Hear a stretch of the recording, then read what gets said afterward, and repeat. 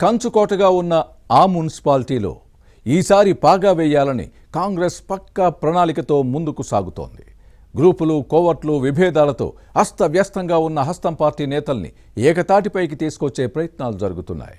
కాంగ్రెస్ ప్రభుత్వంపై విమర్శల దాడి చేస్తోన్న బీఆర్ఎస్ మాజీ మంత్రి ప్రాతినిధ్యం వహిస్తోన్న ఆ నియోజకవర్గంలోని మున్సిపాలిటీపై ముఖ్యమంత్రి రేవంత్ రెడ్డి సైతం ప్రత్యేకంగా దృష్టి పెట్టారు.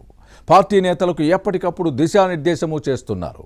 త్వరలో ఎన్నికలు జరిగే ఆ పురపాలక సంఘంపై కాంగ్రెస్ వ్యూహం ఏంటి? ఎలక్షన్ కార్యాచరణ ఎలా ఉండబోతోంది? ఇంతకీ ఆ మున్సిపాలిటీ ఏదో ఇప్పుడు చూద్దాం.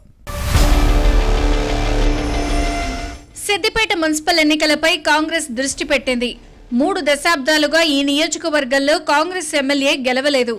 బీఆర్ఎస్ శాసనసభ్యుడు హరీష్ రావుకు ఈ స్థానం కంచుకోటగా మారింది.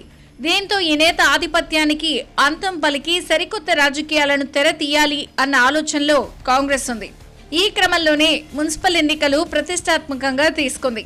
ముఖ్యమంత్రి రేవంత్ రెడ్డి ప్రభుత్వం అమలు చేస్తున్న సంక్షేమ పథకాలతో పాటు అభివృద్ధి కార్యక్రమాలను ప్రజల్లోకి బలంగా తీసుకెళ్లి బల్దియా ఎన్నికల్లో ఓట్లు రాబట్టాలని పార్టీ నేతలు వ్యూహ రచన చేస్తున్నారు. బీఆర్ఎస్ మాజీ మంత్రి హరీష్ రావు ఇలాకాలో ఈసారి గెలిచి సత్తా చాటాలని కాంగ్రెస్ లక్ష్యంగా పెట్టుకుంది. సిద్దిపేట పురపాలక సంఘ పాలకవర్గ పదవీ కాలం ఇటీవల పూర్తవడంతో ప్రత్యేకాధికారి పాలనలో ఉంది. మరో 4-5 నెలల్లో ఎన్నికలు జరగొచ్చని వినిపిస్తోంది. దీంతో కాంగ్రెస్ నేతలు ముందు నుంచే తమ క్యాడర్ను సమాయత్తం చేస్తున్నారు.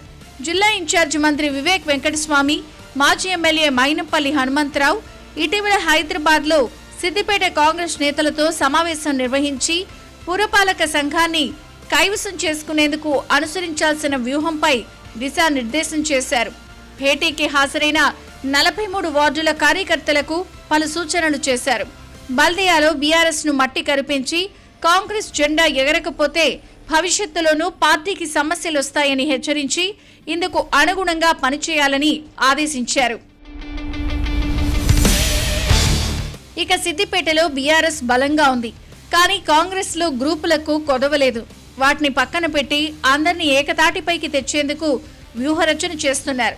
బీఆర్ఎస్ కంచుకోటను బద్దలు కొట్టేందుకు మున్సిపల్ ఎన్నికల బాధ్యతలను మాజీ ఎమ్మెల్యే మైనంపల్లి హనుమంతరావుకు అప్పగించారు. కాంగ్రెస్ ను ప్రజలకు చేరువ చేసే క్రమంలో మైనంపల్లి సేవా సంస్థ ద్వారా ప్రతి వార్డులో 2 బోర్లు వేసే దిశగా ప్రణాళికలు రూపొందించారు. ఈ నేతల పర్యటనలకు ప్లాన్ వేశారు. మరోవైపు మైనంపల్లికి సిద్దిపేట మున్సిపల్ ఎన్నికల బాధ్యతలు అప్పగించడంపై కొందరు కాంగ్రెస్ నేతలు గుర్రుగా ఉన్నారు అనే ప్రచారం జరుగుతోంది. అలాంటి వారిని ఈ నేతే సమన్వయం చేయాల్సింది. కారు పార్టీ క్యాడర్ పటిష్టంగా ఉన్న సిద్దిపేటలో కాంగ్రెస్ గెలవాలంటే బలమైన అభ్యర్థులు నిలబెట్టాలి. మున్సిపల్ ఎన్నికల్లో ముక్కోణపు పోరు జరిగే అవకాశం ఉంది. దీంతో క్షేత్రస్థాయిలో గెలుపు అవకాశాలున్న వారిని గుర్తించి పనిలో కాంగ్రెస్ నేతలున్నారు. ఇక సిద్దిపేట కాంగ్రెస్ ఇన్ఛార్జి పూజల హరికృష్ణ తీరుపై పార్టీ శ్రేణుల్లో తీవ్ర అసంతృప్తి ఉంది. క్యాడర్ను పరిగణలోకి తీసుకోకుండా ఏకపక్షంగా వ్యవహరిస్తున్నారు అనే విమర్శలున్నాయి. ఈ నేతకు వ్యతిరేకంగా సమావేశాలను నిర్వహించడం చర్చనీయాంశంగా మారింది. సిద్దిపేట జిల్లా ఇన్ఛార్జి మంత్రి వివేక్, మాజీ ఎమ్మెల్యే మైనంపల్లి ఇటీవల హైదరాబాద్ గాంధీ భవన్లో నిర్వహించిన సమావేశానికి హరికృష్ణతో పాటు ఈ నేత వర్గం దూరంగా ఉంది. సిద్దిపేట కాంగ్రెస్ లో విభేదాలకు ఇది నిదర్శనంగా నిలుస్తోంది. మున్సిపల్ ఎన్నికల్లో నేతలు ఐక్యంగా పనిచేయకపోతే పార్టీకి నష్టం అనే అంశాన్ని అందరూ గుర్తించాలి. లేకపోతే కష్టమే. నేతలందరూ ఐక్యంగా వ్యవహరించి సిద్దిపేట పురపాలక సంఘంలో కాంగ్రెస్ జెండా ఎగరవేస్తారో లేదో చూడాలి.